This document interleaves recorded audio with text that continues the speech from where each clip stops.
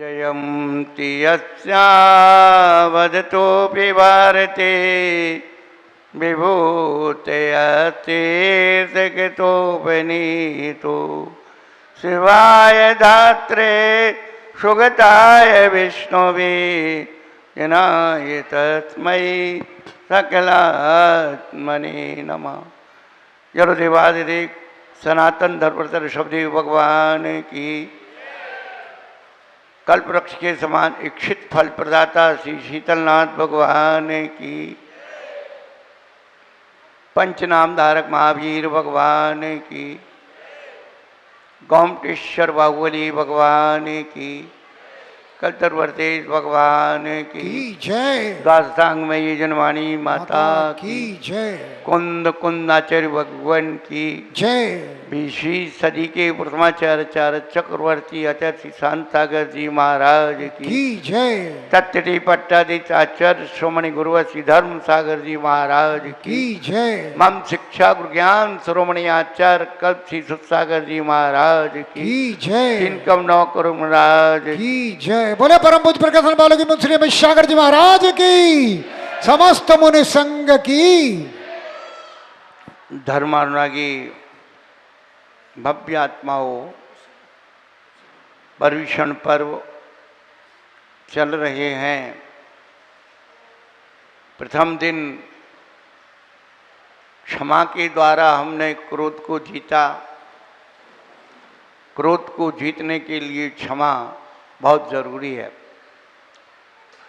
परंतु असली क्रोध क्या है उसकी भी पहचान जरूरी है।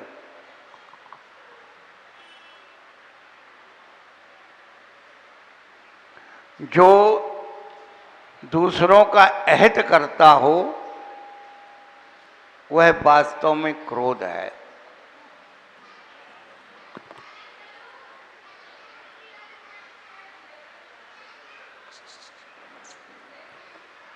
और क्रोध जब अपनी सीमा पर, चरम सीमा पर होता है, अहित नहीं कर पाता, वो संस्कार बना लेता है, बैर बन जाता है। साहित्यकार ने लिखा है, बैर क्या है? कसाय का मुरब्बा है, अचार है। मौसम में नींबू आते हैं, आंवले आते हैं, आम आते हैं, लेकिन आदमी सोचता है कि बेमौसम के कैसे खाएं, तो अचार बना लेता है उसका, नमक मिर्ची मसाले डाल के। तो हमारी कसाएं नमक मिर्ची मसाले डाल करके उसको सड़ाती हैं और खाती हैं। ये मत सोचना। क्रोध जो दूसरों की अहित की सोचता है, लेकिन जो दूसरों की हित की सोचता है, तीन लोक के प्राणियों का कल्याण हो, सत्येषु मैत्रीम, उसके अंदर क्रोध नहीं होता है। तो क्या होता है फिर? रक्षा कवच। कल हमने बताया था कि वो सर्प जो है क्या करता है? अपनी रक्षा के लिए पुकारता है।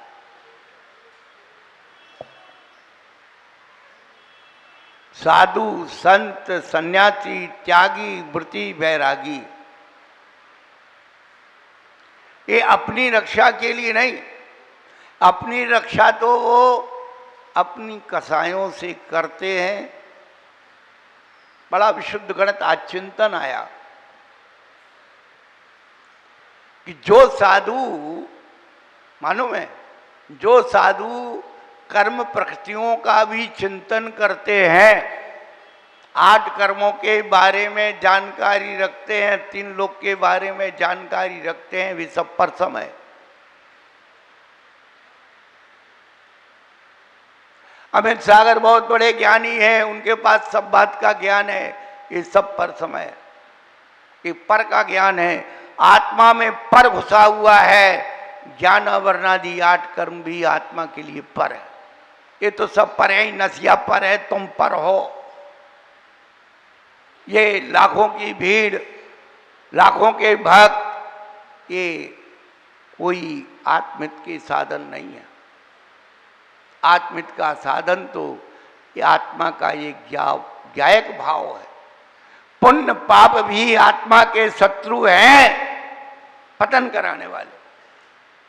लेकिन फिर भी संसारी जीवों को केवल पाप से छुड़ाने के लिए, पुण्य में लगाने के लिए गुरु महाराज ने तो अपना हित कर लिया। ये जीव कैसे अपना हित करेंगे? हम अपनी तरफ से कुछ नहीं बता रहे। हमारे आचार्य भगवंतों ने जो बात बताई वो हम आपको बता रहे। हम आपको नहीं सुना रहे, सुनाने के लिए तो बहुत है।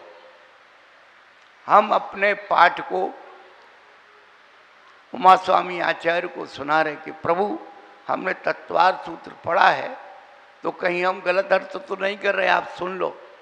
जैसे हमारी कई माता बहनें आ जाती हैं, महाराज जी हमें तत्वार्थ सूत्र बात हुआ पर शुद्ध ना बोल पाते, आपने सुन लो, सुधार कर दियो।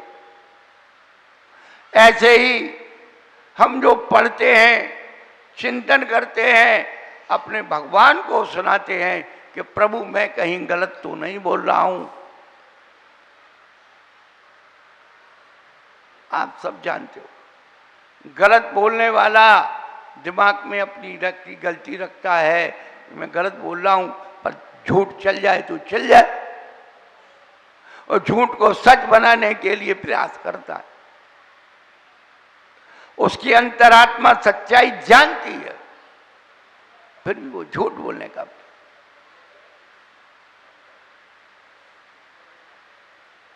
अपनी कसायों की पुष्टि के लिए, अपनी वासनाओं की पुष्टि के लिए, अपनी पापों की पुष्टि के लिए धर्म को मलिन करता है, वही मिथ्या दृष्टि है।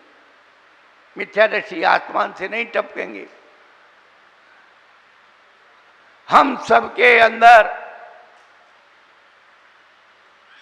हमने कल चंद्रपुर मंदिर पर बताया था, सिद्ध भगवान में और संसारी जीव में क्या अंतर है। सिद्ध भगवान सिर से बराबर हैं और संसारी जीव एक साथ कर दो पैरों से बराबर है। चिंतन किया वे सिर से बराबर क्यों है, अपन सिर से बराबर क्यों नहीं, कि मुंडे मुंडे मतिर भिन्ना। एक एक खोपड़ी में 363 मत भरे हुए हैं। क्या 1000 ज्ञानियों का एक मत होता है और 1000 अज्ञानियों के 1000 मत होते हैं, एक मत नहीं होते। कसायों को इतनी अच्छी तरह से पकड़ रखा है। जब भी यह जीव अपने अभिप्राय को उसमें डाल देता है, यथार्थता से दूर हो जाता है। यह जीव अपनी कसायों को मिला देता है, अपनी तरफ से मिला देता है। कहने का अभिप्राय, क्रोध, मान कड़क है, कठोर है, झुकता नहीं है, टूट जाता है, पत्थर के समान।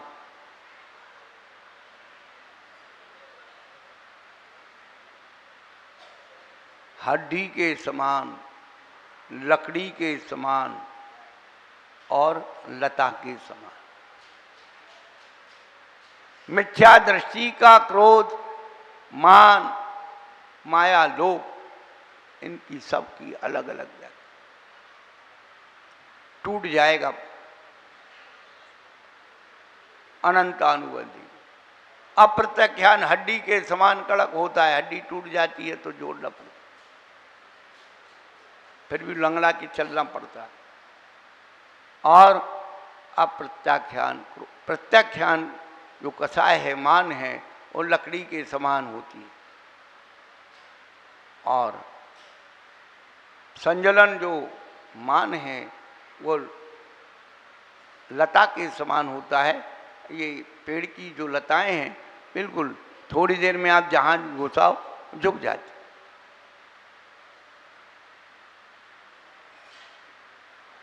आज आखिरी कसाय लोभ कसाय, और लोभ कसाय को छोड़ने के लिए क्या करना पड़ेगा?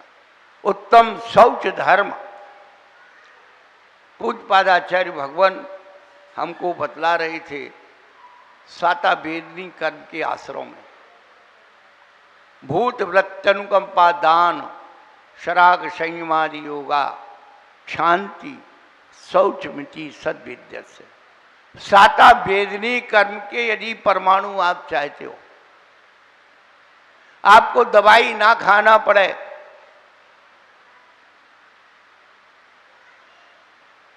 गति की पहली सुरक्षा। बचपन में आपको कितने टीके लगे होंगे? आपको देखो, टीवी का टीका लगा था, माता का टीका लगा था, और पोलियो का वो ड्रॉप पिलाई गई। देखिए, हमको 2 बूंद जिंदगी की, करोड़ों रुपया कमा लिए उसने एडवर्टाइज में। बताइए आप, उस पानी की 2 बूंद पर तुम्हें विश्वास है कि इससे पोलियो नहीं होगा? दवाई की एक गोली पर तुम्हें विश्वास है कि हम ठीक हो जाएंगे? इस दवाई को खाने से हमें ताकत आ जाएगी? बंद हो, कुछ नहीं करना है। पूज्यपादाचार्य का एक सूत्र,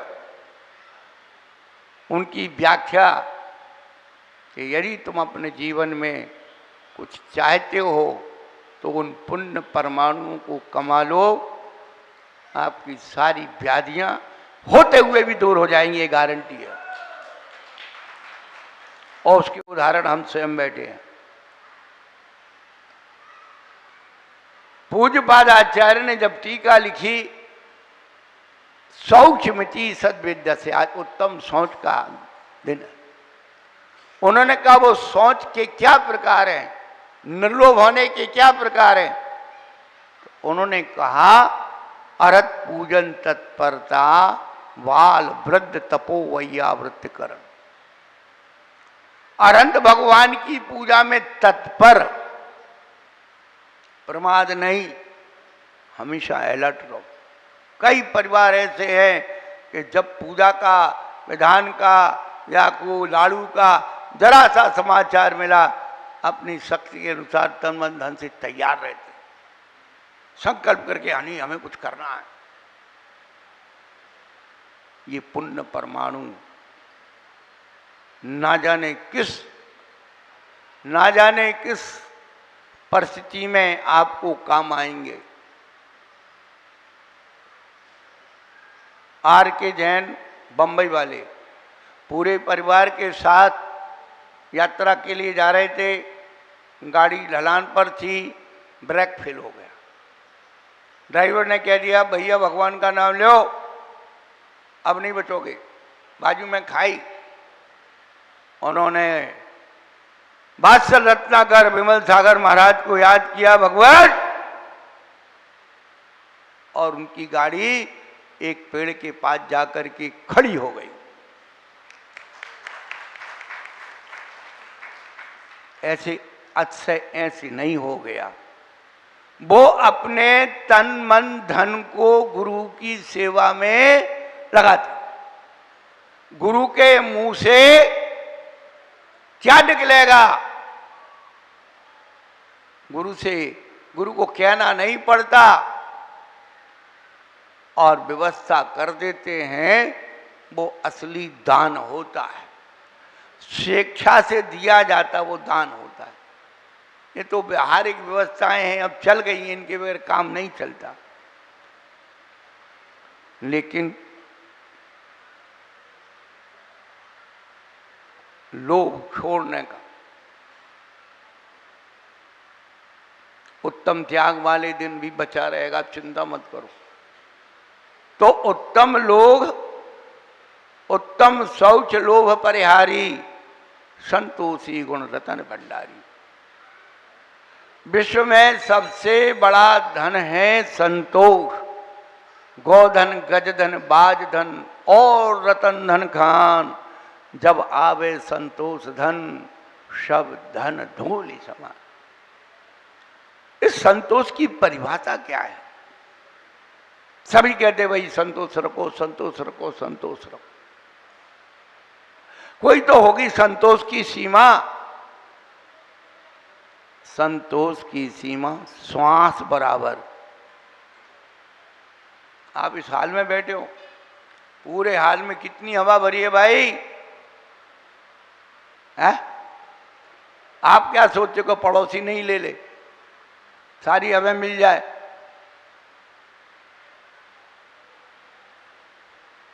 कितनी श्वास लेते हो? जितनी जरूरत है,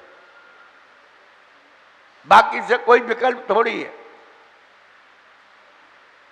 बस संतोष की सीमा श्वास बराबर है।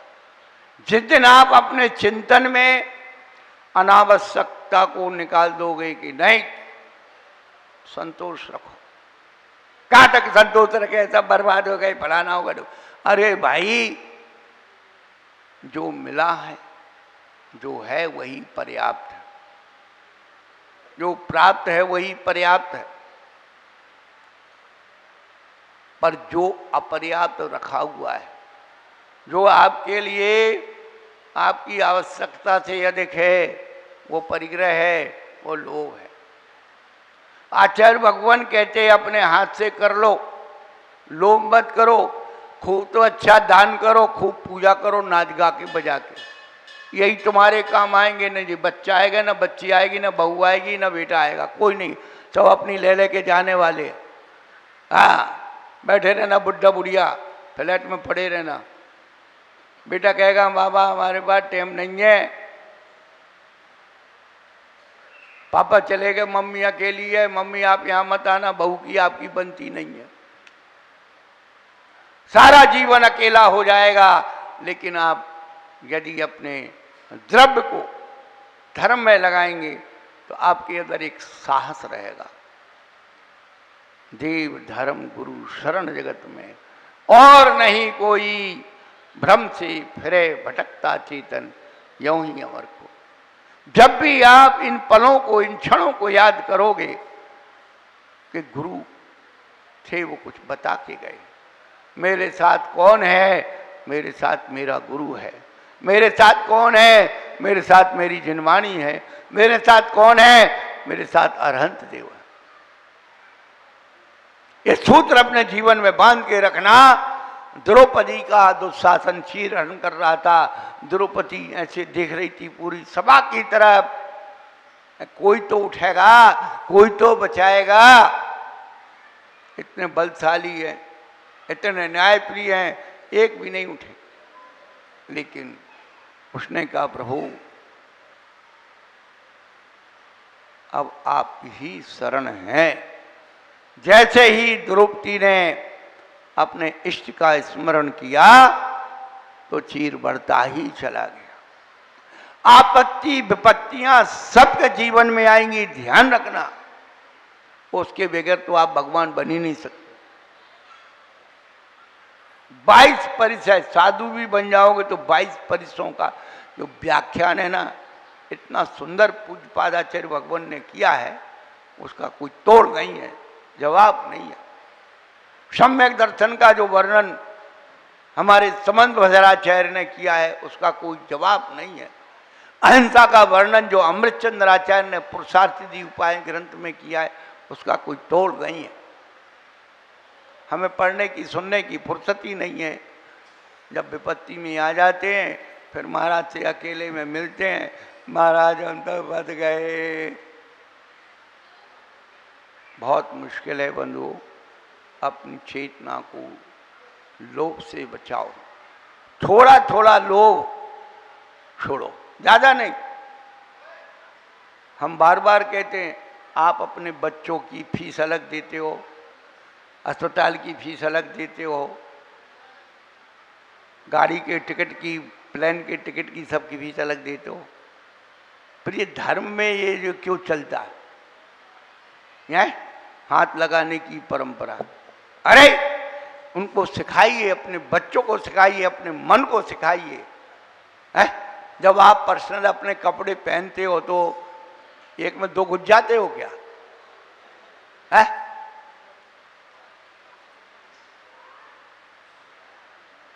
उसी प्रकार से अपनी धर्म की भावना जितनी विशुद्धि से करेंगे, लोभ छोड़ेंगे, उत्तम सोच में जाएंगे, उत्तम फल को प्राप्त करेंगे। भगवान बनने का एक ही रास्ता है, लोभ छोड़िए। कैसे छूटेगा, समय पर चर्चा करेंगे। चलो भाई, चलो। उत्तम शौच धर्म की जय। बोलिए परम पूज्य प्रकाश पुष्पदंत भगवान ने अपनी दिव्य ध्वनि में यही बताया है कि उत्तम शौच लोभ परिहारी। बोले परम पूज्य प्रकाश बालकी मुंशी अमित सागर जी महाराज की।